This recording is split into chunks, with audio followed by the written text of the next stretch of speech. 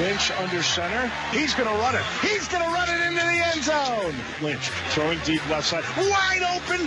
Tiger touchdown. Paxton Lynch is a big-time talent. You don't find guys that are as big and as athletic with the howitzer of an arm that he has that often.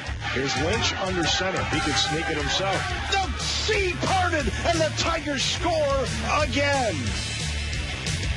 We have a very special guest with us now, Memphis quarterback Paxton Lynch. He tied an FBS record with over 7 TDs he balled against SMU. Paxton, thank you so much for being here with us. Thank you for having me. I appreciate it. Now, before we get into it, Stephen A., you always say that you're the most GQ on the set. Paxton just took over. Really? Yeah, Really? He did. You didn't see the full get-up.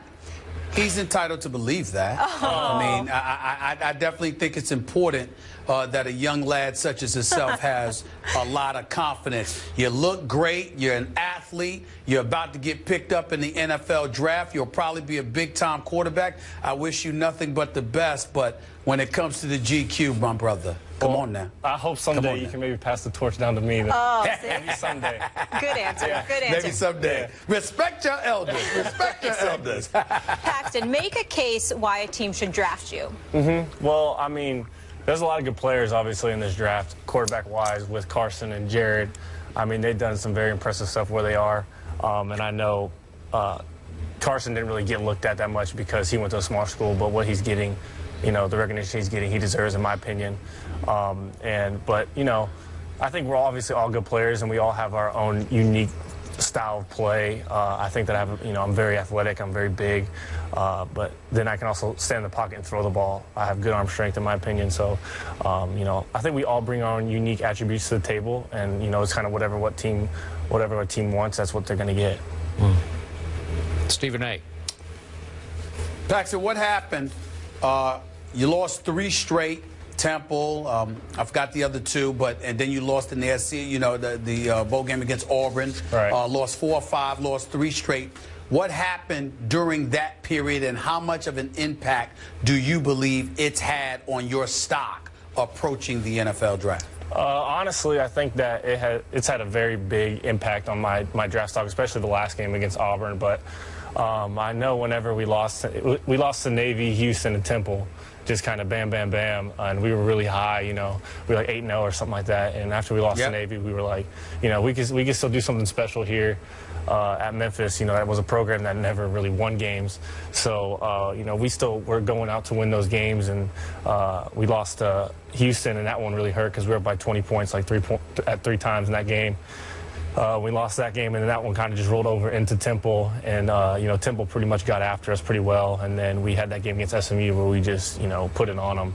And then when we played Auburn, it was a little tougher, being that Coach Fuente left and went to Virginia Tech. So I know a lot of that coaching staff didn't want to leave before the bowl game, but they kind of had no choice. So, and I'm not holding anything against any of those guys because they deserve that.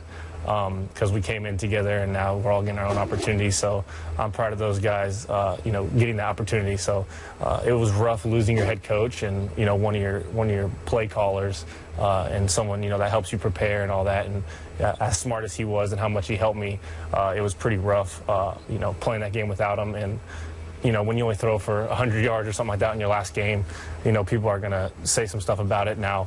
Like if I had played Auburn mid-season and then Ole Miss the last game and had the same result, it would be talked about different, obviously.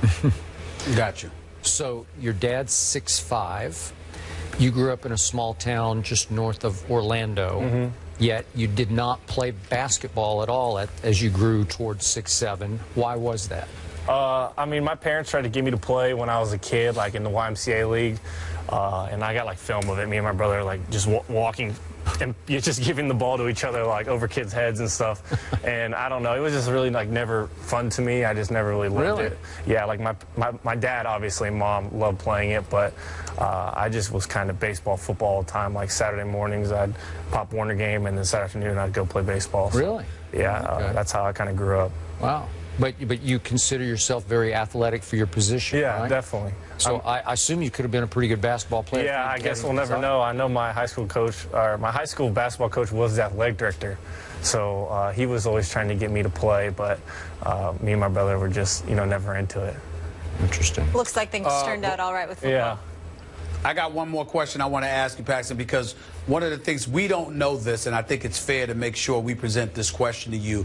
One of the things, whether it's Todd McShay or Mel Kiper projecting that you'll go 37th to the 49ers, obviously when we hear about Carson Wentz, we hear about Jared Goff, they'll possibly go 1 and 2. You're not in that equation. One of the reasons they use that excuse is because from what we're hearing based on the reports, when you were interviewed, the interview didn't go so great. Can you talk to me about what the interview process has been like for you, and how do you feel about it approaching the NFL draft? Yes, sir. Yeah, I mean, we at the Combine, you go through a bunch of interviews. I know I had like 10 or 12. I had 2 the first night and like 10 the second night. And the feedback I had got from all the coaches was that I did well. So whenever I heard, that on Twitter or whatever it was on, I was a little confused by it, because the feedback I got from all the coaches was that I did well, and I didn't feel like I struggled in any of those. But whatever was said was said. I've heard stuff that the teams that like you will say the worst stuff about you, hoping that they can pick you like later. And I don't know how true that is, obviously, because I've never been through this. But I've heard stuff like that. But I mean, I've had 10 or 11. These 30 visits where you go and visit the team. So I didn't do too bad in the Combine interviews, obviously, if they wanted to bring me in again to talk to me. So I didn't think I did that bad, but I had never been in something like that before, where you go into a room and it's coaches, GMs, and stuff like that, and you got to, impress those guys. So that was the first time for me, but I thought I handled it well, and I was prepared.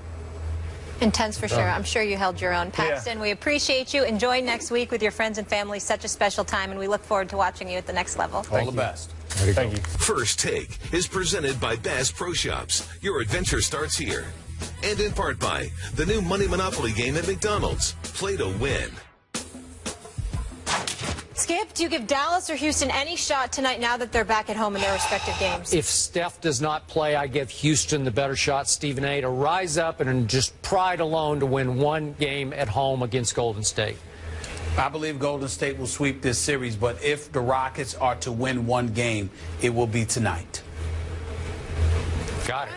Yep. It looks like McGregor might be back in UFC 200. I'm looking here at ESPN.com, by the way. Well, no, he's unretired.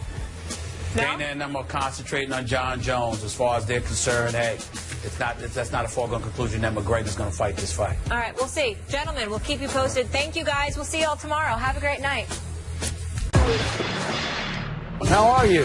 No! How about a big no? You okay if I go now? Washed up again and again and again. Find me! This ain't over, obviously. That dude right there, you had better be cooperative. We ain't having this. I get all of that. Some of you folks out there are just nasty. Give the man a break. Yo, boy. Way to go, Jerry. Way to go.